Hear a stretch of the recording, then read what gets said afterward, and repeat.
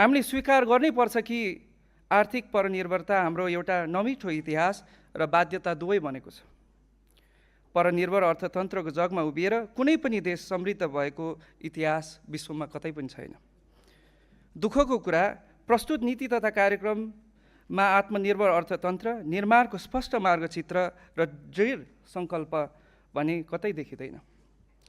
यो अपमानपूर्ण परनिर्भरताको भारी बोकेर देश गन्तव्यमा पुग्न सक्दैन।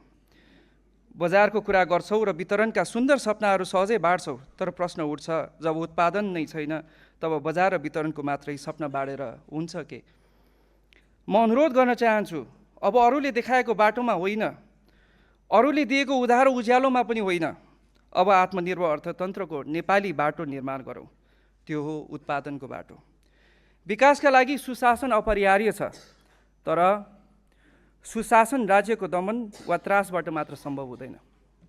बन्दुक देखाएर वा जेल देखाएर मात्र हुँदैन।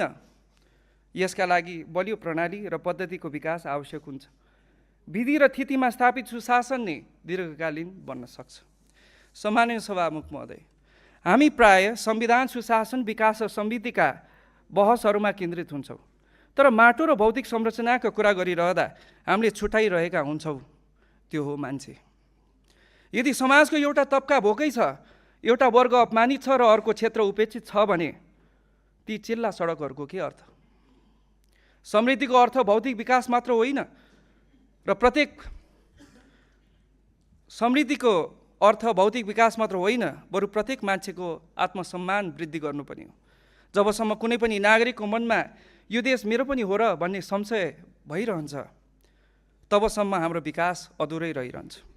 सामाजिक न्यायलाई उपेक्षा गर्नु भनेको अर्को एउटा अप्रिय सङ्घर्षलाई निम्तो दिनु हो। त्यसैले हामीले केवल नारामा मात्र होइन, नीतिगत र व्यावहारिक रूपमै यो विभेदको खाडल पूर्ण ढिला गर्नु हुँदैन।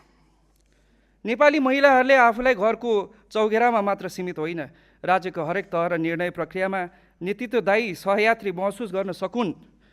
जात व्यवस्थाबाट, ऐतिहासिक अन्यायबाट पेलिएका दलित समुदायले अब दलनबाट पूर्ण मुक्ति र सम्मानजनक सहभागिताको अनुभूति गर्न सकुन्। मधेसी, आदिवासी, जनजाति, थारू लगायतका कुनै पनि नागरिकको मनमा यो देश मेरो पनि हो र भन्ने प्रश्न होइन, यो देश मेरो गौरव हो भन्ने गर्व जागृत होस्। कर्णालीवासीले काठमाडौँलाई टाढा होइन, नजिक सम्झिउन्।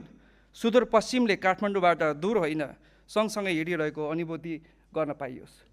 मैले समितिको बैठकमा पनि भनेको छु, राज्य वा सरकार सबैभन्दा बढी उनीहरूलाई चाहिन्छ जसको केही छैन र कोही छैन। कोही नहुनेको लागि राज्य हुन्छ भन्ने मान्यताले नै विधिको शासनलाई जीवन्त, चिरस्थायी र बलियो बनाउँछ।